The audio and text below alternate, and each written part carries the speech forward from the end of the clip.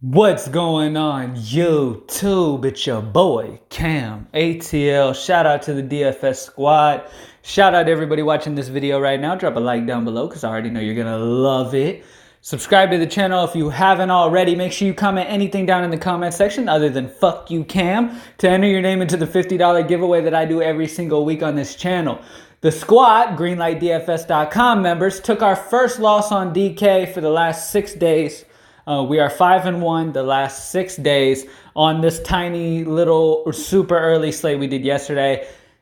I just, I put my all into it, but I definitely like being able to spend a little bit more time on the lines before we put them out. The slate was even earlier than normal. It was an hour earlier than it ever is normally, so it was a struggle. So we did take our first loss, even though we came close. But it's all good. We have a normal slate time here, so we get to get right back on that streak and make it 6-1 for our last 7 days. All right, it's a 13-game slate here for this Friday. Super excited to go into the weekend with a bang and then sweep this entire weekend. MLB has been super hot. Super excited for the potential that we have throughout this entire season. This is around the time we started dominating last year, and it's the same thing we're doing again this year. So I'm super excited. Let's go ahead and get straight into it. Starting off first, Clayton Kershaw going against San Diego. Okay, not much explanation needed. Kershaw came back from not playing the beginning of the season, and he has been pretty damn solid. He got 31 in his last outing against Pittsburgh. He struck out 8, only allowed 4 hits. Now he's going against a bad offense in San Diego. Okay, San Diego is one of the more pitcher-friendly ballparks in the entire league. This offense does have a bunch of righties, but it's okay. This is Clayton Kershaw. He's pitching well right now, and I just like him slightly over the other top option at pitcher on this slate, James Paxton. I would definitely choose Kershaw over him. I'm definitely leaning more Kershaw in San Diego with how pitcher-friendly that ballpark is in this matchup, okay? I love the chances of the Dodgers getting to Eric Lohr really early and often and dominating this game and getting Kershaw the win as well. So I think Kershaw will have no problems in San Diego in this game.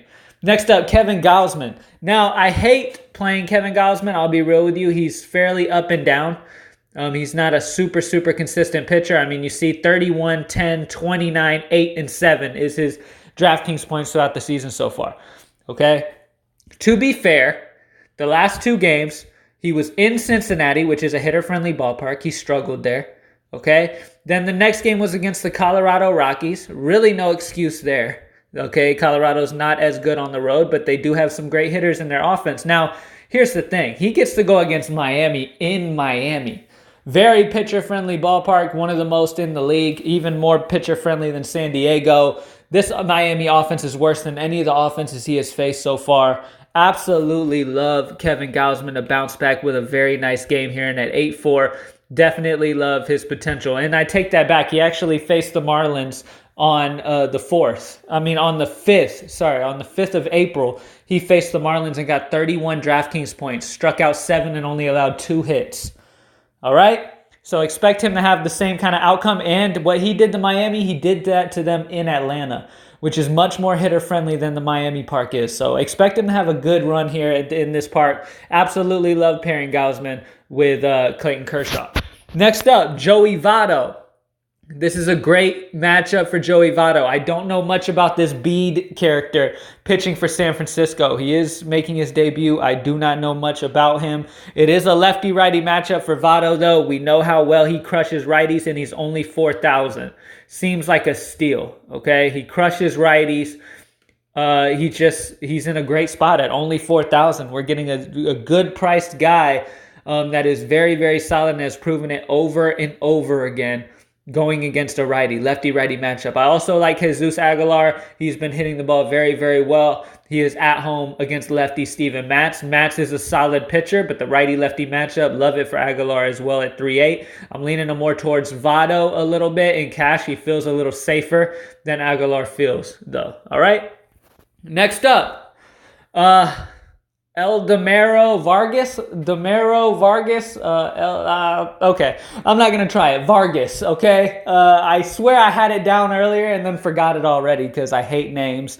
Vargas is a guy that does not play much for Atlanta, other than when they face lefties, he does get some runs. So I'm expecting him to play in this game. Obviously, keep an eye on it. If he doesn't, then you're not going to want him.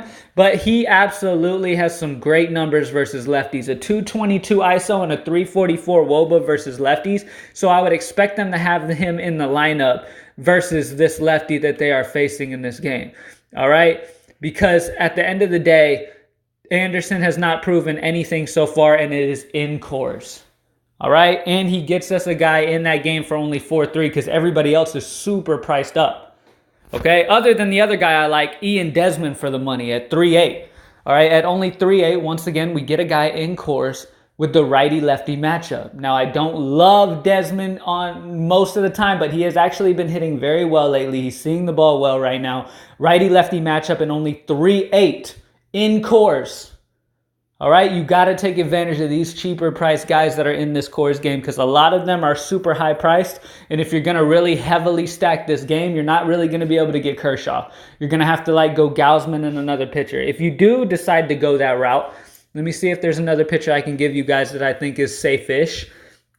I like Gausman and I like Eichhoff for Philly against Washington. That's a solid matchup there too because Philly should tee off on Hellickson and get Eichhoff the win.